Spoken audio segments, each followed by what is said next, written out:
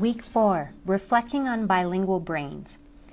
How can we help bilingual learners reflect upon their own bilingualism? Dr. Rhea GOKLISH is a native Apache speaker who attended graduate school in education. Throughout her graduate schooling, she noticed that it took her more time to process information, and she was often negotiating meaning in both English and Apache. She felt slower and less able than other native English-speaking graduate students. Towards the end of her graduate work, she developed her own theory of how her bilingual brain worked when presented new information. She says, "I wish I had been aware of some of my thinking process earlier in life rather than at the end of my education. If I had known, the awareness would have alleviated some of the situations I experienced in classes when I questioned my ability to think, reason, and learn." You can read more about Dr. GOKLISH's model of her bilingual brain in the Explore section. Her story is an inspiration for us to help our bilingual learners be aware of their thinking process earlier in life rather than later. Metacognition is thinking about your own thinking. With bilinguals, we are especially interested in how they are thinking as they negotiate all their languages.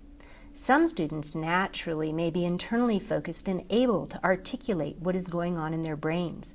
However, most likely, the majority of your students will need some guidance in how to focus on the inner workings of their minds. The Make It Work options this week give you some ideas of specific activities to do with students to help them think about their brains. We also want to give you some guidelines in how to help your learners to recognize the benefits of bilingualism. This is a hot topic in the news these days. There are articles in the New York Times and shows on the radio touting the benefits of bilingualism. Of note, bilingualism staves off dementia.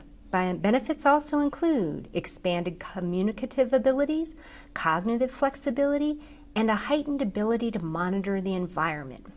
We have included the New York Times article for you to read in the Explore section so that you can learn more about the cognitive benefits of bilingualism. Why is this focus on the positive so important? Robert Jimenez and colleagues studied successful and less successful Spanish-English bilingual readers. Successful readers saw their home languages as a resource for learning. They used cognates and translation in Spanish to aid in English comprehension. If they used a reading comprehension strategy like questioning in Spanish, they transferred that strategy to English. The less successful bilingual readers, on the other hand, did not use these bilingual strategies, and they consistently viewed their home languages as an impediment to understanding.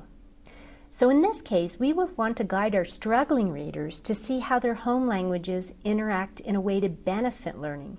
We help them capitalize on their strengths as bilinguals. Another way to think about this is that you're providing an opportunity for your students to engage in a thinking apprenticeship.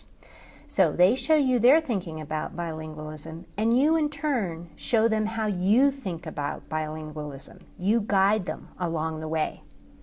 To wrap up, let's return to Rhea GOKLISH's story.